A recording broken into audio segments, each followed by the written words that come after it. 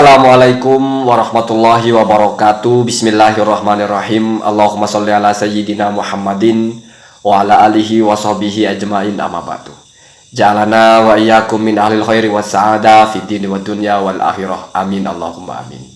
Menjadi YouTuber yang berbicara tentang nasab Ba'alawi, baik sebagai pro atau kontra, itu bukan sesuatu yang sederhana. Karena kita membicarakan orang-orang yang ada potensi mereka adalah keturunan Rasulullah Shallallahu Alaihi Wasallam. Artinya bukan tidak mungkin kita ini termasuk kepada orang yang ternyata menyakiti keturunan Rasulullah Shallallahu Alaihi Wasallam. Walaupun ada juga kemungkinan yang kita sakiti bukan keturunan Rasulullah Shallallahu Alaihi Wasallam. Kalau misalnya Kiai Haji Imaduddin atau Gus Fuad atau Tubagus Mugi Nur Fadil atau KRT Kanjeng Raden Tumenggung Fakih Wirahadiningrat atau mungkin Sayyid Muhsin atau mungkin Sayyid Gus Hasan Sayyid Sarif atau siapa itu, atau mungkin Sayyid Zulfikar, mereka saling kritik dengan Ba'alawi, ya kan masih sama-sama mungkin keturunan Rasulullah. Jadi misalnya nanti dipanggil siapa yang menyakiti keturunan Rasulullah, lalu maju Kiai Haji Imaduddin, maju Gus Fuad, maju orang-orang ini, ternyata sama-sama keturunan Rasulullah.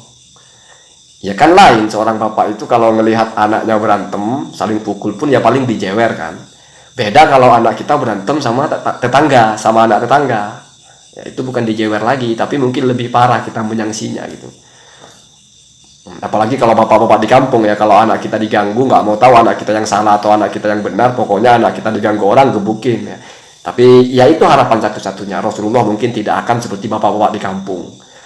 Siapa yang menyakiti anaknya tidak mau tahu, pokoknya pasti mereka yang salah. Mungkin juga nggak begitu, dilihat dulu ya. Kalau misalnya memang ada masalah ditegur, ya bukan menyakiti. Cuma kan yang jelas berbeda antara ketika yang mengkritik itu dari jalur Wali Songo, mengkritik Ba'alawi, atau Ba'alawi menyerang keturunan Wali Songo. Ini kan sama-sama ada potensi mereka itu satu pohon, yaitu sama-sama zuriyah Rasulullah. Ya masih aman.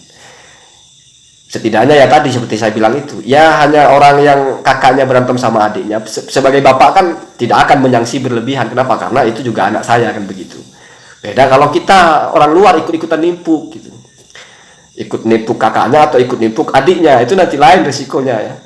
Ya ini bercanda juga sebetulnya, tetapi agar kita lebih aware saja, lebih berhati-hati saja. Jadi ketika kita mau bicara tentang nasab ini, ingat ini bukan masalah kucing kawin, ini bukan masalah gosip-gosip pohon pinang berbuah mangga atau tentang hal-hal yang urusannya tidak panjang, tapi ini masalahnya panjang. Ini masalahnya bukan selesai di sini saja, tapi berkaitan dengan sesuatu yang panjang, urusannya panjang. Dan ini berlaku bukan hanya kepada yang buat konten YouTube, tapi juga yang berkomentar, yang buat postingan di Facebook, buat postingan dimanapun. Jangan sampai lupa bahwa ini panjang urusannya, tanggung jawabnya panjang. Kalau ada orang bilang begini, jangan ngurus nasab, tapi lebih baik urus nasib saja. Artinya jangan kamu buka-buka nasab atau membicarakan nasab untuk memperbaiki nasib. Jangan menjual nasab untuk dapat nasib. Ya kalau saya mungkin termasuk kepada yang melanggar perintah itu. Artinya begini, saya ini sebetulnya termasuk kepada kelompok orang-orang yang menjual nasab, mengangkat-ngangkat nasab untuk nasib. Kenapa? Karena YouTube saya itu naik ketika saya bicara nasab. Jadi saya angkat nasab untuk nasib. Bedanya, kalau saya itu yang saya angkat nasab orang gitu. Jadi saya bicara nasab orang, enggak saya angkat nasab saya. Kenapa? Karena apa yang mau diangkat? Apa-apa yang diangkat itu sesuatu yang mungkin memang pernah di atas, lagi jatuh, baru kita angkat gitu. Nasabnya tinggi gitu lah. Sementara yang tadi yang dikritik itu mungkin yang menjual nasab diri sendiri. Saya keturunan ini, saya cucunya ini, saya keturunan itu, saya cucunya itu. Dimana tujuannya ingin mendapatkan privilege, bahasanya yang mungkin bukan begitu cara bacanya. Untuk dapat pengaruh, untuk dapat kemudahan hidup, nggak usah kerja, dapat uang. Orang kalau mau kasih apa-apa, ingin menyenangkan leluhurnya, kita kasih orang duit ke orang ini. Lalu kita sebut-sebut, saya dari leluhur ini, kakek saya, bapak saya berjasa, begini, begitu, begini, begitu. Nah, mungkin seperti itu yang tidak baik. Artinya jangan kita menjual leluhur gitu.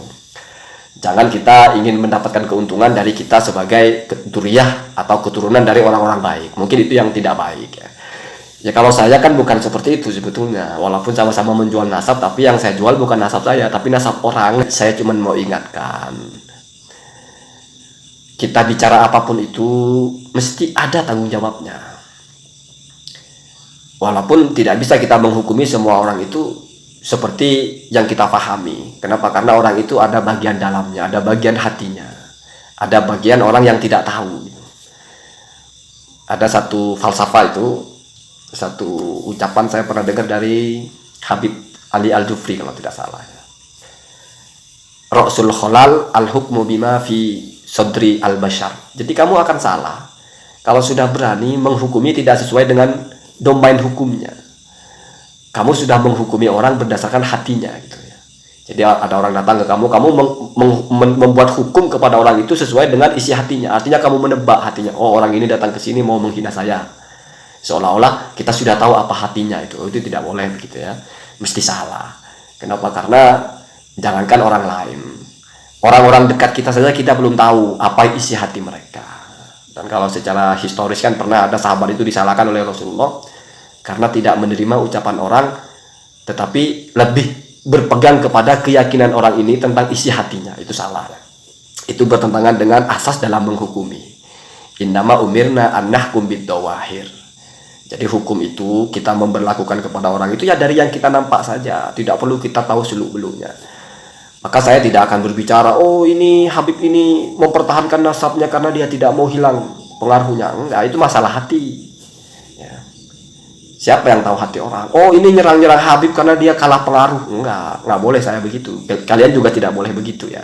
Kenapa? Karena kalau begitu berarti sudah menebak isi hati orang. Walaupun diteliti secara indikator memang dari cara ngomongnya kok dia hantam orang, dia naikkan dirinya. Oh ini rebutan pengaruh. Ya itu kan cuma indikator. Indikator itu kan cuma pertanda, nggak mesti itu hakikatnya. Jadi beda antara tanda dengan yang ditandai. Kadang-kadang tidak mix gitu ya. Jadi mari kita itu menyadari bahwa polemik nasab ini bukan masalah yang selesai hanya di konten. Ini panjang tanggung jawabnya. Kalau sudah tahu begitu, maka kalau mau melanjutkan ya lanjutkan. Kalau mau berhenti ya berhenti. Ya. Kalau saya ya tetap saya lanjutkan karena saya yakin dengan kita membicarakan terus, ya resikonya ada. Buruk-buruknya mesti ada, caci maki ya ada. Tetapi siapa tahu dengan kita betul-betul dibongkar semua nanti akan muncul yang betul-betul pure itu apa gitu. Artinya seperti apa? Kalau kita mau dapat santan itu kan harus kita bersihkan kelapa itu terus dibersihkan. Sudah dibuang serabutnya, dibuang batoknya, dibuang kulit kelapanya itu terus dihancurkan kelapanya baru nanti muncul santan yang gitu. Bahasa orang Madura begitu ya. Jadi digodok lah bahasanya. Allahumma dina ada sabil. Itu saja. Assalamualaikum warahmatullahi wabarakatuh.